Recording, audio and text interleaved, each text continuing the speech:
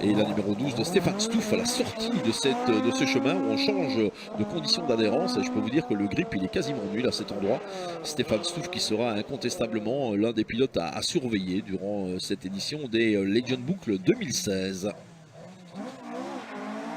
Voilà, ça repart après le CP pour le pilote néerlandophone avec cette très belle première version de la Ford Escort, la Ford Escort MK1 exactement.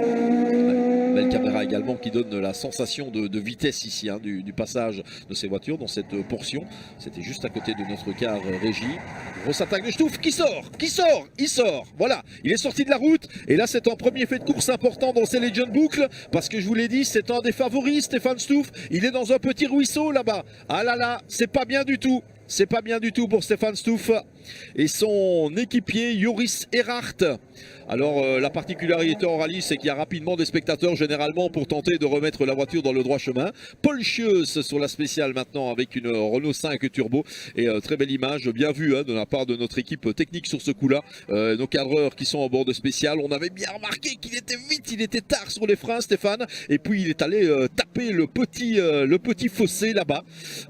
Et là, Jean Ragnotti s'était imposé au rallye de Monte-Carlo.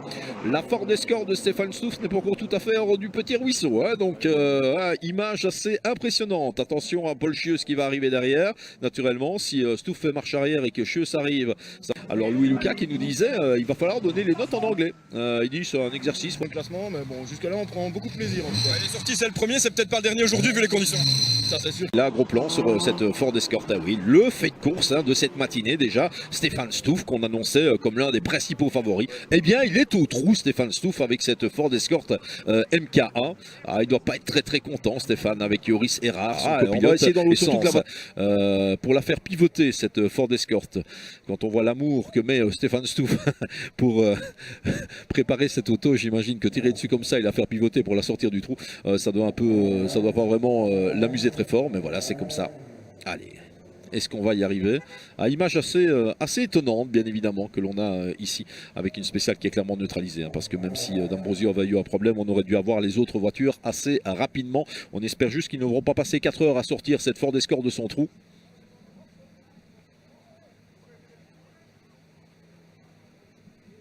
Voilà, Stéphane Stouff, certes énervé, comme on peut l'imaginer, mais voilà, il a commis une erreur, c'est la vie, c'est comme ça. Peut-être, ouais, je l'avais dit, un pilote très réservé, Stéphane, mais qui était régulièrement cité parmi les tout gros favoris.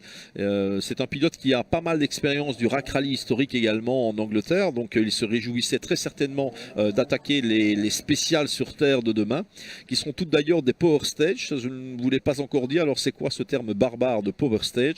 Ça veut dire tout simplement que les pénalités sont doublées dans ces spéciales. Donc que là où vous perdez une seconde, malheureusement vous ne perdez pas un point mais bien deux. Ce qui veut dire que l'évolution du rallye peut se jouer et peut encore bien rebondir demain. Alors que là, il y a des appels. Voilà, on est parti avec une corde.